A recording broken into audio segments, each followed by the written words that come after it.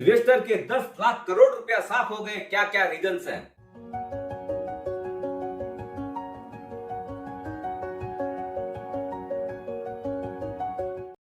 सुप्रभात दोस्तों, आप सभी का एसके हेल्थ एंड वेल्थ में स्वागत है। दोस्तों, ये जो चेहरे पे मुस्कान देख रहे हैं, आप सोच रहे होंगे कि जब मार्केट इतना डाउन है फिर आदमी कैसे मुस्कुरा सकता है। लेकिन दोस्तों, आप भी मुस्कुरा सकते हैं अगर आपका इन्वेस्टमेंट सही रहे तो। और अभी ये जो मार्केट डाउन हो रखा है उसके अंदर करीब करीब 10 लाख करोड़ रुपया आदमियों का, इन्वेस्टर लोगों का साफ हो गया है। उसके कई कारण हैं, अपने उन कारणों की बात करते हैं कि कैसे। और एक चीज और ध्यान दे योग्य है, अगर इन कारणों को ऐसे भी अपने मद्देनजर रखें तो आप भी पकड़ पाएंगे कि आगे फ्यूचर में लगभग क्या होने वाला है और उससे आप सावधान होके और रुपया कमा सकते हैं। पहला कारण वो है, आपका जब ग्लोबल मार्केट डाउन हो, यूएस भी डाउन है, निक्की भी डाउन है, एक्सेंट भी डाउन है, और भी जो ऑस्ट्रेलियन मार्केट है, यूरोपियन मार्केट है, सारे मार्केट जब डाउन है तो एशिया और इंडिया कहां से बाकी रहेगी। सभी मार्केट उसका सेंटिमेंटली डाउन हो जाता है। इसलिए ये ध्यान रखना चाहिए, जब ग्लोबली अगर डाउन है तो अपने को सावधान रहना चाहिए। दूसरा है फेड रेट। दोस्तों, एक ऐसा सिंह है जिसको कि हर समय देखते रहते लोग, अरे वो लोग क्या करने वाले हैं, फेड क्या है। जैसे अपने इंडिया में रिजर्व बैंक है, वैसे यूएस की फेडरल बैंक है। क्योंकि उनकी इकोनॉमी नंबर 1 है, इसलिए उनको लोग बोलते हैं कि वो जो रास्ता दिखाते हैं उसी पे पूरा विश्व चलता है। लेकिन ऐसी बात भी नहीं है। लेकिन फिर भी अपने बहुत वर्षों से उनका आधिपत्य रहा है। और अभी आपने देखा होगा कहाँ पर 8% था, उसकी जगह उन लोगों ने रेट ऑफ इंटरेस्ट 4-4.5% ले आए हैं। अभी आगे और एक फेड मीट है, उसके अंदर भी उम्मीद है हो सकता है 25 पैसा उन लोग बढ़ाने की बात है ऑन एन कंसेंसस बेसिस। लेकिन जिस ढंग से यूएस बैंक फेल हुई है, हो सकता है इंटरेस्ट रेट नहीं भी बढ़ाए, हो सकता है कट करना भी चालू कर दे। बोलना बहुत मुश्किल है, लेकिन ये फेड रेट के ऊपर भी ध्यान देना चाहिए। तीसरा है यूएस डाटा। दोस्तों, जब यूएस का डाटा आता है उसमें देख रहे हैं कि इन्फ्लेशन का रेट आ रही है, वहां पर कंज्यूमर कितना स्पेंड कर रहे हैं, उसी हिसाब से अपना फेड रिएक्ट करती है। अपना जितना यूएस डाटा फेवरेबल आता है मार्केट उतना अच्छा रहता है, जहां अनफेवरेबल डाटा आता है वहीं पे दम हो जाता है। चौथा है F22। दोस्तों, इनका फंड जब भी आता है बड़े चंक के रूप में आता है, और जब इन लोग बेचते हैं तो भी बड़ा रुपया इन लोग निकाल के लेके जाते हैं। अभी उन लोग आप देखे होंगे कंटिन्यूअसली सेल कर रहे हैं।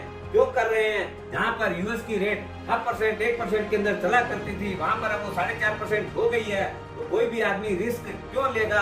अगर उसको डेट फंड के अंदर एश्योर्ड रिटर्न अगर आपको 4.5% मिल रही है, जहाँ पर 8% मिल रही थी, उन लोग अपना जो रिस्की एसेट इक्विटी को बेच रहे हैं और अपना सेफ्टी ऑफ एसेट की तरफ ज्यादा बढ़ रहे हैं।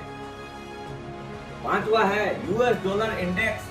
दोस्तों, ये जितना ज्यादा स्ट्रॉन्ग होता है उतना ही समझ लीजिए कि उन लोग माल बेचते हैं। अभी ये लगभग 105 के आसपास चल रहा है, 104.8 स्पेसिफिकली।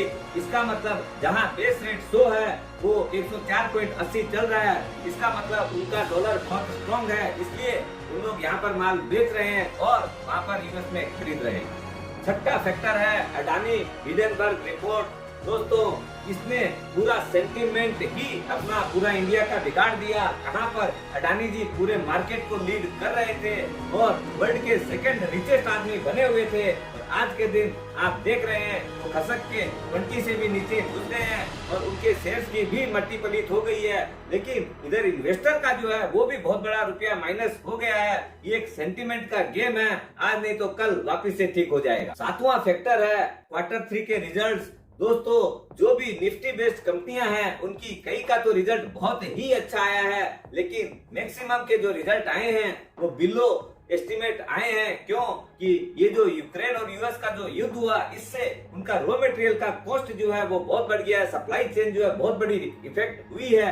इससे क्या है, उनका जो इनपुट कॉस्ट है वो बढ़ गया है, आउटपुट कॉस्ट उन लोग इतना फिनिश गुड का बेच नहीं पाए, इसलिए क्या है मार्जिन स्क्वीज होते जा रहा है। तो उनका जो है प्रॉफिटेबिलिटी कम होती जा रही है, इससे रिजल्ट कम आए हैं। लेकिन ये भी एक बहुत बड़ा फैक्टर है मार्केट माइनस होने का। आठवां अंतिम फैक्टर नहीं है, वो है इल नीनो। दोस्तों, इस बार जो मानसून की प्रेडिक्शन आई है वो हो सकता है इस बार अपने को बिलो एवरेज मानसून रहने की बात आ रही है।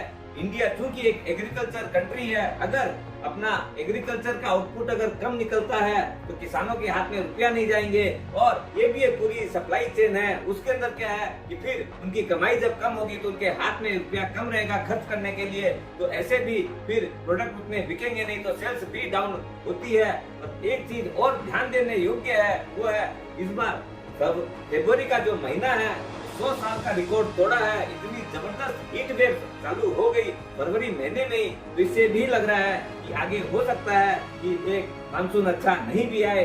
दोस्तों ये 8 फैक्टर्स तो है ही, और भी बहुत सारी चीजें हैं जिन पे ध्यान देना है। इन फैक्टर का तो ध्यान रखना ही है, अपने और भी बहुत सारी चीजें हैं उनको ट्रैक करना चाहिए, न्यूज के ऊपर ध्यान देना चाहिए, उसी के हिसाब से अपने को इन्वेस्ट करना चाहिए। लेकिन जो आदमी इन विपरीत परिस्थितियों में इन्वेस्टमेंट करता है उसी का लॉन्ग टर्म में वेल्थ क्रिएट होता है। स्वस्थ रहो, मस्त रहो और इस अपॉर्चुनिटी को इनकेस करो।